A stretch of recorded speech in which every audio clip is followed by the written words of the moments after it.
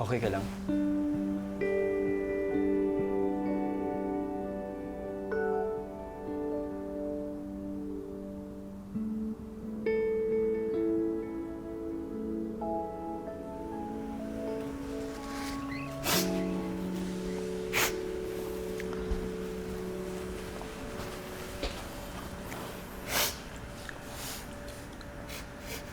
Huwag ka nang mahiya. Sinabi nga ng isang philosopher, crying makes us human. Philosopher? Sinong philosopher? Ako.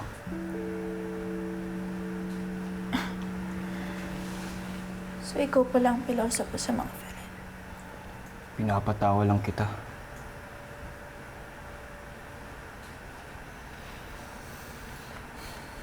Salamat.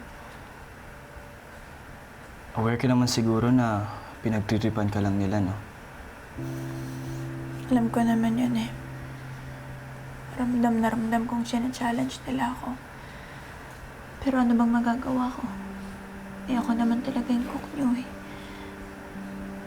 At ang kabilin-bilinan sa akin, kayo ang priority ko. So kahit anong gusto niyong kainin, kahit gaano pa yun kahirap lutuin, kailangan kong gawan ng paraan. I'm sorry. Sorry ka nang sorry. Ikaw nga walang dapat ikasorry. Scrambled egg nga lang pinaluto mo eh. To be fair, perfect yung scrambled eggs ko. Talaga ba? Baka naman sinasabi mo lang yun para gumaan pakiramdam ko. Well, yes. Pinapatawa lang kita. Pero, it doesn't change the fact na ang sarap ng scrambled eggs ko. Bukas, sunny side up naman ah. Mahilig ka pala sa mga itlog. Hinay-hinay, baka magmanok ka. Good one.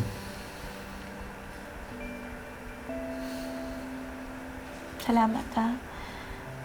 Kailangan ko pala ng pep talk ng philosopher ng mga friend. Pero huwag kang mag-alala. Bukas okay na ulit ako. Ako pa, di ako susuko. You're brave.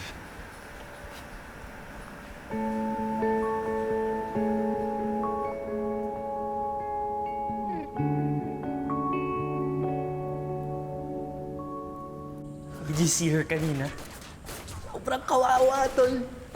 I think she's not the brightest. Imaginein mo, naganap siya ng Gimaras Mangoes for may mango pie dito sa Levante. Nakita ko nga dumaan ng kusina. She was basically watching YouTube on how to make sushi. Can you believe that? Sobrang lap trip eh. We're having so much fun. Bukas ulit ha. Hanap tayo na mas mahirap na pagkain. Tapos let's watch her make a phone of herself. Game. Hipin mo yun? Imaras Mango sa Levante. Tingin niyo ba? Nakakatawang ginagawa ninyo. Ano ba pakialam mo? We're just having fun.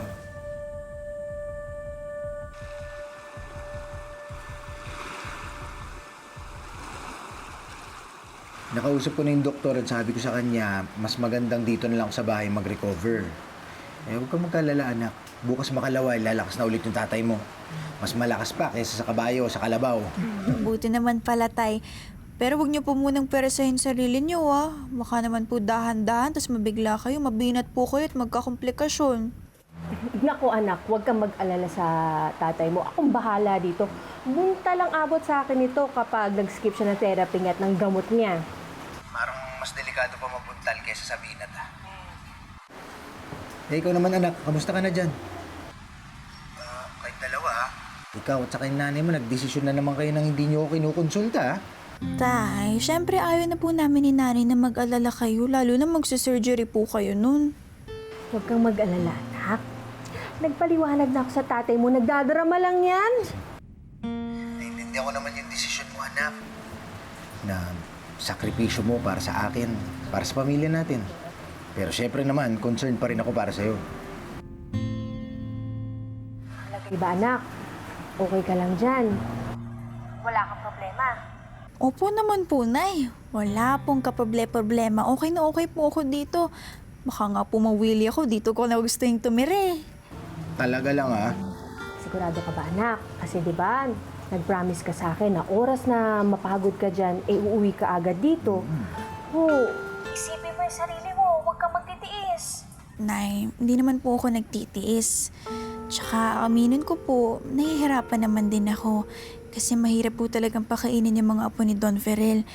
Pero na-warningan naman po ako dati na very picky eater talaga sila. Ganyan talaga yung mga bata, anak.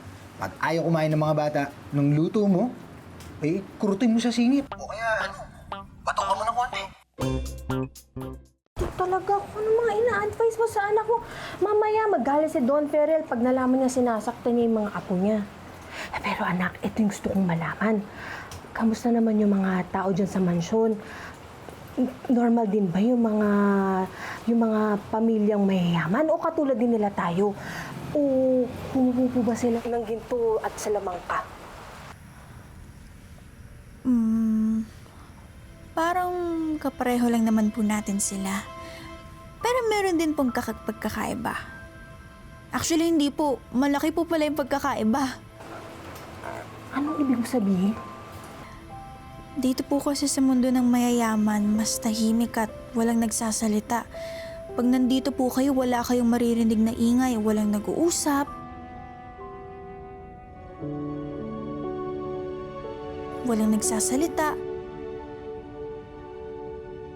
Lahat po sila may kanya-kanyang mundo.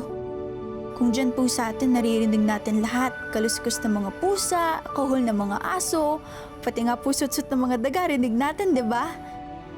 Kung dyan po sa atin, nakakabingi na yung ingay, mga marites, naririnig po natin buong maghapon.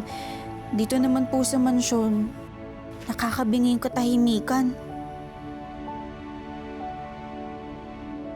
Para palang lungkot-lungkot dyan, no? Eh, paano pang silbi ng mayayaman kayo? Kung parang hindi naman kayo nag-uusap-usap. Kung parang kanya-kanya na silang mundo. Paano nila malalaman ang mga laman ng puso nila? Ewan ko po, Tay, pero ang alam ko lang po, hindi ko ipagpapalit ang ating munting buhay para sa mansyon. Di ba, anak? Andiyan ka naman eh. Tama. Ikaw ang magdadala ng ingay, saya at liwanag sa mansyon na yan. Sana nga po, Tay. Sana, Nay. Sana po ma-share ko kahit papano yung saya natin sa bahay natin nang matuwa naman po yung mga tao dito at kahit papano, makaramdam din po sila ng saya. Sige po, Nay. Tayo, magpagaling po kayo at huwag magpapabinat. Good night po. Mahal ko kayo and I miss you! Night, anak! Love you!